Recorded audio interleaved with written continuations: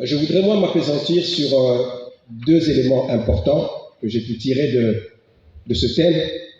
C'est comment assurer la mobilité urbaine et surtout garantir l'assainissement de la ville. Je pense qu'une question a été posée là-dessus par l'honorable. Alors, comme outil de support à la mobilité urbaine, nous avons des infrastructures, bien sûr. Quand on parle d'infrastructures, il faut le concevoir dans le sens global du terme, les infrastructures de transport, les routes, le réseau de drainage, l'assainissement, les ponts, les ports, les aéroports, tous ces ouvrages participent à ce que, ou composent ce que nous appelons les infrastructures de transport. Et cette mobilité urbaine aussi est assurée par des équipements qui sont mis à contribution pour pouvoir atteindre cet objectif.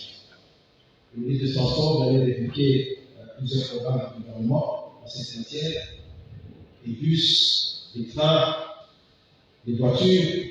Aujourd'hui, le phénomène qu'on appelle le mémoire, c'est des nouveaux types de transport. Les autres aspects liés à la sécurité routière, le comportement des agents, le comportement des usagers, assurer l'efficacité de cette mobilité. Alors, notre ville, Kinshasa, dispose d'un réseau routier de voiries et de péages qui est actuellement dépassé.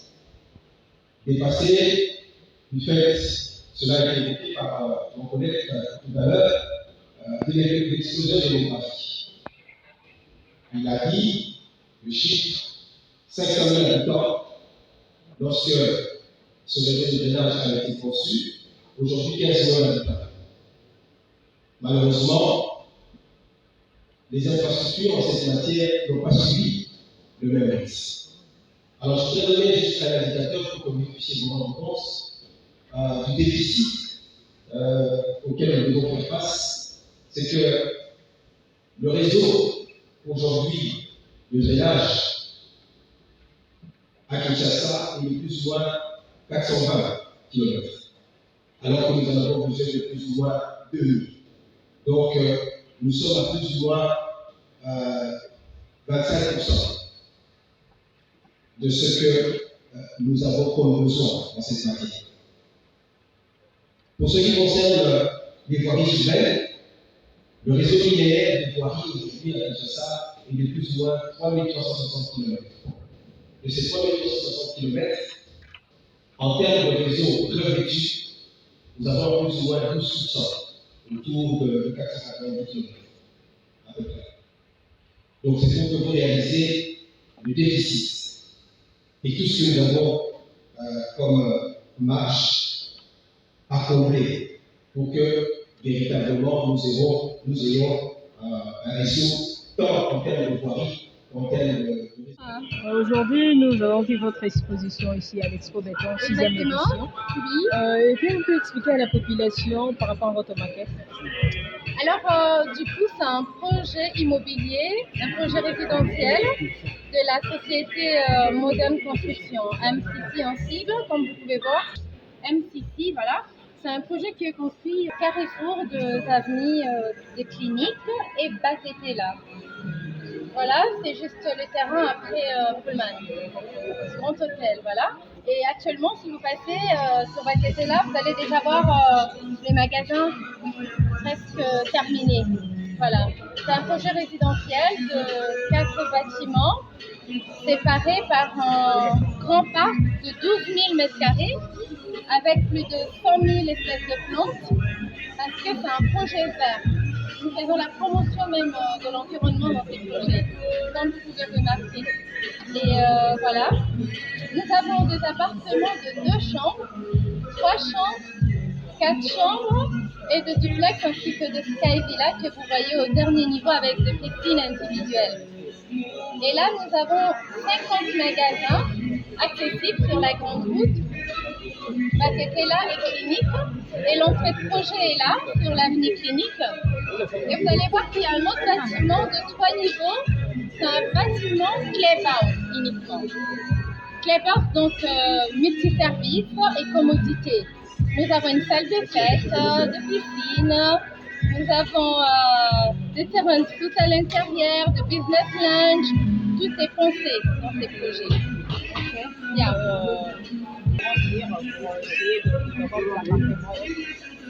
Alors, pour l'instant, on n'entend pas encore. Hein? C'est juste une grande. C'était l'occasion pour nous, aujourd'hui avec l'Expo Béton, de présenter à la population ces projets qui sont hyper bien situés et très bien construits en respectant les normes environnementaux. Voilà, mais je pense d'ici 3 ans, on va lancer les ventes. Okay.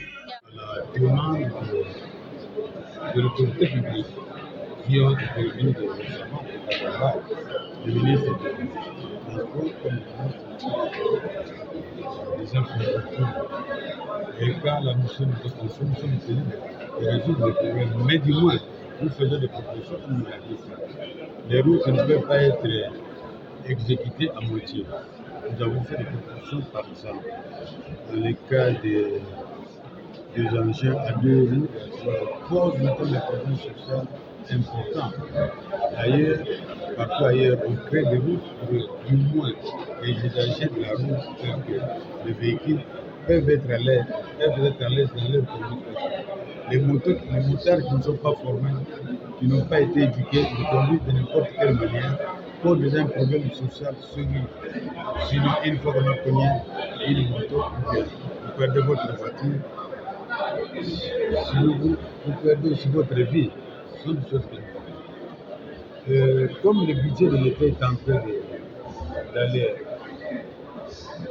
à la montée, il ne cesse d'augmenter. Donc, c'est donc nous sommes certains qu'il faut répondre aux besoins de la population. Mais le défi est assez énorme. Vous devez savoir que le pays a été complètement détruit. Tout est urgent et toutes les routes ont été complètement aussi détruites. En se faisant le problème des caniveaux, dans la zone Gombe, dans la zone de Lingwala, Kinshasa et Barundi, il y avait des caniveaux. Il y a des caniveaux souterrains qui ont été construits par les colonisateurs avant l'indépendance. Sous-sol, nous avons des caniveaux de plus de 10 mètres de largeur, où les engins de tirage circulaient sous-sol. Ces caniveaux ont été bouchés, ont été complètement bouchés, ils n'existent plus. Et c'est un défi sur lequel l'autorité publique devrait réfléchir. Comment drainer tous ces eaux-là. Et ces quartiers étaient la plupart avec des routes asphaltées. Pour le moment, ces routes n'existent plus. Donc, pour donner un pronostic, j'ai un peu de réserve parce que le défi est assez important. Du moins, la volonté de l'autorité publique est là. Ça, c'est à admirer, c'est à féliciter parce que pour le moment, nous avons assez de marchés de routes que nous sommes en train d'exécuter. Mais est-ce que par rapport au défi majeur, nous nous faisons un pas avant de donner tel point?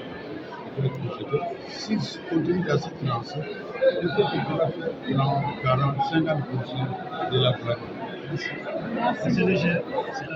Les infrastructures de la ville, notamment l'infrastructure de transport, comment ça s'organise le transport, quel est l'état des infrastructures et quelle est la vision de développement de la ville par rapport aux infrastructures. Donc j'essaie seulement d'exploiter les archives et montrer qu'il faut qu'on arrive à mettre en œuvre ce qui a été décidé et proposer peut-être des actions à court terme. Alors, par rapport à la construction anarchique, on sent bien que Kinshasa est vraiment très mal construit. Est-ce qu'on arriverons-nous à ce qu'on puisse mieux tracer le de Kinshasa? Si vous m'avez suivi à la fin et retenez ce mot pour vous-même, j'ai parlé de l'osmanisation de la ville de Kinshasa. Parce que ceux qui connaissent Kinshasa, maintenant, dans les 2000, il y a des pays, notamment d'Europe, qui ont connu ça, l'anarchie, elle a existé. Mais il y a des gens, le baron Haussmann l'a fait en France, on a commencé à dire qu'il faut de l'ordre, on a cassé là, il fallait casser, on a ouvert. Donc, le tout, c'est les pouvoirs publics, c'est la gouvernance.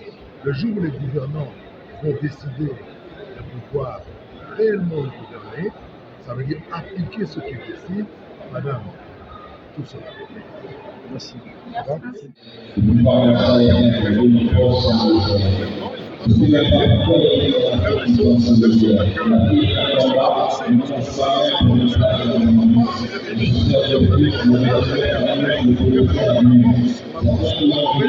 Il y a certaines avancées et des problèmes.